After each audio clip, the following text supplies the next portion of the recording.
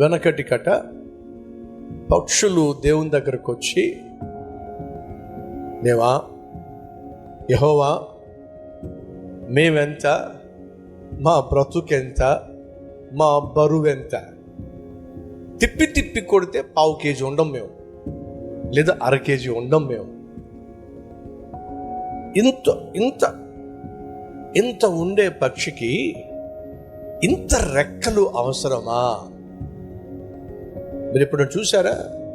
పావురం ఒకవేళ రెక్కలు అందనుకోండి ఎంత పెద్దగా ఉంటుంది, గద్ద ఇలా అందనుకోండి ఎంత పెద్దగా ఉంటుంది, అంతెందుకు పిచ్చుకుందనుకోండి, ఎంత చిన్న పిచ్చుక దానికి రెక్క ఎంత పెద్దగా ఉంటుంది. ఈ పిచ్చుకలు, ఈ పక్షులు అన్నీ కలిసి దేవుని దగ్గరికి వెళ్ళి, ప్రభువా మాకెందుకో బాధగా ఉంది. దీనికి బాధ మీకు?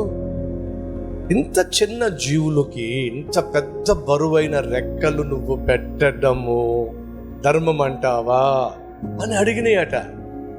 నాకలా తెలుసు అని అడగండి. సో ఈ పక్షులు వెళ్ళి దేవుని దగ్గరికి వెళ్ళి, చిన్న చిన్న జీవులం కదా మేము, ఈ పెద్ద పెద్ద రెక్కలు మాకు ఇచ్చావు, మమ్మల్ని మేము మోసుకోవడమే కష్టంగా ఉంటే ఈ రెక్కలను కూడా మోసుకోవడం మాకు కష్టమే కదా ప్రభు, ఎందుకు ఇచ్చావు ప్రభు ఈ రెక్కలు? మాకు కొంచెం బరువుగా ఉన్నాయి, భారంగా ఉన్నాయి ప్రభు, అవి మాకు లేకుండా పెడితే ఎంత బాగుండేది ప్రభు, అవి లేకుండా మమ్మల్ని సృష్టిస్తే ఎంత బాగుండేది ప్రభు అని చెప్పి వెళ్ళి పాపం దేవునితో చెప్పినాయట. అప్పుడు దేవుడు నవ్వి, పిచ్చి పక్షులారా, నేను మీకు ఇచ్చినటువంటి ఆ రెక్కలు మీరు మోయడానికి కాదు, మరి మిమ్మల్ని ఎత్తైన స్థాయికి తీసుకెళ్ళడానికి. మీరు రెక్కలు ఎందుకు ఇచ్చావు, ఈ బరువు ఎందుకు ఇచ్చావు, ఈ భారం ఎందుకు ఇచ్చావు, ఈ రెక్కలను అనవసరంగా మోస్తున్నావు అని చెప్పి బాధపడుతున్నారు కదా. ఒక నిమిషం ఆగండి, ఆ రెక్కలు చాపండి. రెక్కలు చాపినాయట. ఒక్కసారి వాటిని ఇలా ఊపండి. ఊపడం మొదలు పెట్టినాయంట, ఊపడం మొదలు పెట్టినాయట, ఊపడం మొదలు పెట్టినాయట. ఆ రెక్కలను ఊపే కొలది ఇవేమేమి చెప్పండి, చెప్పండి, గట్టి చెప్పండి. ఎగరటం మొదలు పెట్టినాయి. నడుచుకుంటూ వెళ్తే ఎంత దూరం వెళ్ళగలవు? అదే రెక్కలు చాపి ఎగిరితే ఎన్ని కిలోమీటర్లైనా వెళ్ళగలవు. కొన్ని సందర్భాల్లో దేశాలే దాటిపోయి మరి వెళ్ళగలవు. మొదట్లో ఆ పక్షులు అనుకున్నాయట ఇవి భారము అని చెప్పేసి, కానీ దేవుడు చెప్పాడు అవి భారం కోసం పెట్టలేదు నేను. మీకు బరువుగా అనిపిస్తున్నాయా, భారంగా అనిపిస్తున్నాయా? ఏదైతే ఈరోజు మీకు బరువుగా భారంగా ఉన్నాయో వాటినే ఆధారం చేసుకొని నేను మిమ్మల్ని ఎత్తైన స్థలములో ప్రయాణం చేయించబోతున్నాను. ఉన్నతమైన స్థలములో ఎగిరే విధంగా నేను చేయబోతున్నాను. ఇది ఎలా చెప్పగలను నేను? బైబిల్లో ఉందండి. షద్రక్, మెషక్, అబేద్నెగోను తీసుకుని వెళ్ళి భయంకరమైన ఫర్నెస్లో పడేశారు. ఏం జరిగింది? ఆ ఫర్నెస్లో, అగ్నిగుండంలో పడేస్తే దేవుడే దిగొచ్చాడు. నెబుకద్నెజర్ ఆశ్చర్యపోయాడు. మనం ముగ్గురిని కదా అగ్నిగుండంలో వేసింది, మధ్యలో 4వ వాడు కనిపిస్తున్నాడు. ఆ 4వ వాడు దేవుని స్వరూపము కలవాడై కనిపిస్తున్నాడో. దేవుడు దిగొచ్చేసాడండి. సర్వోన్నతమైన దేవుణ్ణి సేవించే షద్రకు, మెషకు, అబేద్నెగో అనువారులారా బయటికి రండి.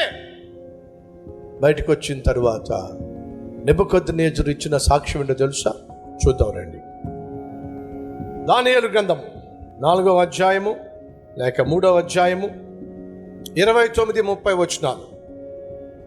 కాగా నేను ఒక శాస్త్రము నియమించుచున్నాను, ఏదనగా ఇవ్విధముగా రక్షించుటకు సమర్థుడగు దేవుడు కాక మరి ఏ దేవుడు లేడు. కాగా ఏ జనులలోనే గాని, రాష్ట్రములలోనే గాని, ఏ భాష మాట్లాడు వారిలో గాని షద్రకు, మెషకు, అబేద్నెగో అను వారి దేవుని ఎవడు దూషించునో వాడు తుత్తినీయులుగా చేయబడును.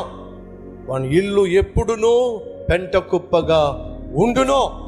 అంతటి నుండి రాజు షద్రకును, మెషకు, అబేద్నెగో అను వారిని బబులోను సంస్థానములో, చెప్పండి ఏముందో, హెచ్చించెను. ఏం చేశాడు దేవుడు? ఇప్పుడు వాళ్ళ జీవితంలో ఎదుర్కొన్నటువంటి ఆ శ్రమ, ఎదుర్కొన్నటువంటి ఆ మరణగుండం, అగ్నిగుండం, వాళ్ళకు దేవుడు ఎందుకు అనుమతించాడో చెప్పండి? కాల్చేద్దామనా? బూడిద చేసేద్దామనా? లేదండి, తన నామాన్ని మహిమపరుచుకోవాలని, తన బిడ్డలను ఆశీర్వదించాలని దేవుడు అనుమతించాడు. ఈ వాస్తవాన్ని మర్చిపోక